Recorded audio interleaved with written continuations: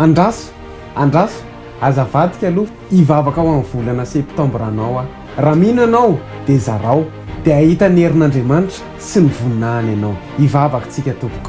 tompo atolotro anao ny anjaran'ity olona ity raha any an-danitra tsy misy zavatra tsy hainao atao manantona ny seza fiandriana ny fahasoavanao a tsy fantatro ny sedra na fitsapahana izay lalovan'ny olona io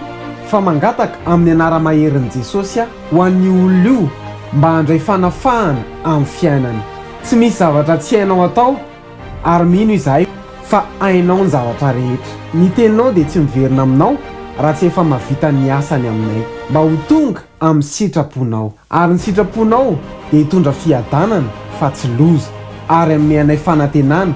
ny amin'ny farany mitalao amin'ny fahasoavanao amin'ny olona mijery io amin'ny fiainany amin'ity volana septambra ity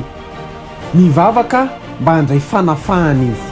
ary mangataka hiverina amin'ny fitahiana ny fiadanana ary ny fitiavana ianao anome azy fiadanana izay mihoatra noho ny fahalalana tsara rehetra tsy olombelona ianao ka handainga na zanak'olombelona ianao ka hanenina fa rehefa nilaza ianao dia hifainao zany aoka ianao Andriamanitra hitodika hijery an'ity olona ity ny ankohonany ny fiainany matoky ianao atompo amin'ny anaran'i Jesosy Kristy ho anao rery ihany ny hery ny voninahitra ary ny fahefana mandrakizay amen raha mino ianao dia ahita ny voninahitr'Andriamanitra zarazarao fa maro ny olona mila vavaka tahina manokana tompo